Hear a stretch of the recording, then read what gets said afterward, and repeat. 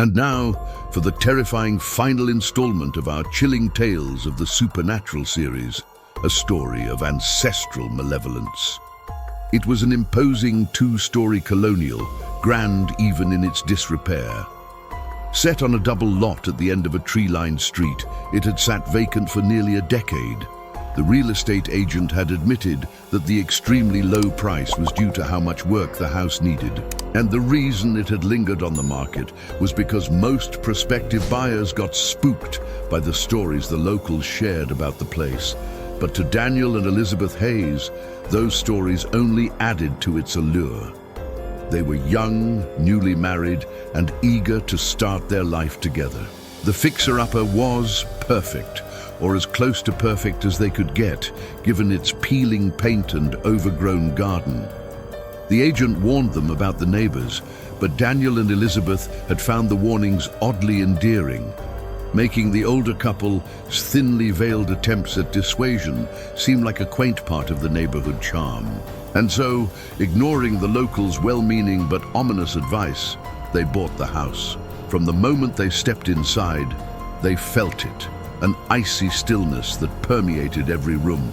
They could overlook the peeling wallpaper and the dust-covered furniture, but the bone-deep chill that seemed to emanate from the very structure was harder to ignore. Still, they were determined to make it their own. As they began cleaning out the rooms, each floorboard creaking under their weight, they could shake off the unnerving feeling, at least until they reached the second floor. There, the coldness intensified. The master bedroom, two smaller bedrooms, and a bathroom branched off a central hallway. At the end of this hallway stood a pair of imposing, though somewhat dilapidated, double doors. The agent had mentioned an office upstairs, but these doors were unlike any office they could imagine, and no mention of such a room had appeared in any of the building plans.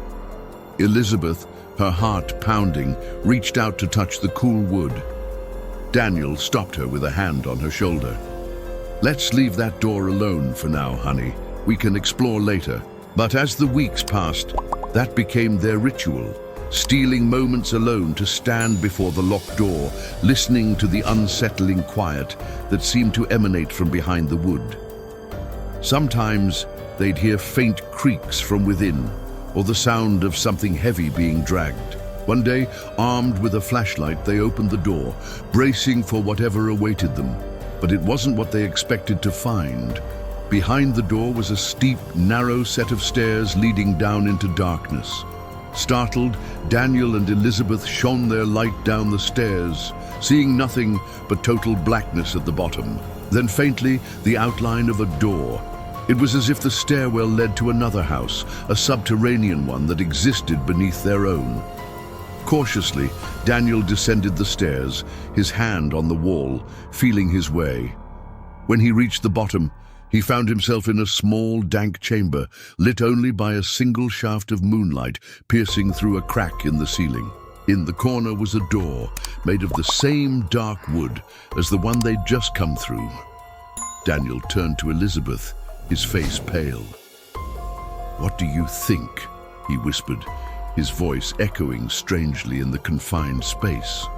They looked at each other, a silent understanding passing between them. Curiosity warred with fear, but their determination to uncover the secrets of their new home won out. Together, they pushed the door open and stepped inside.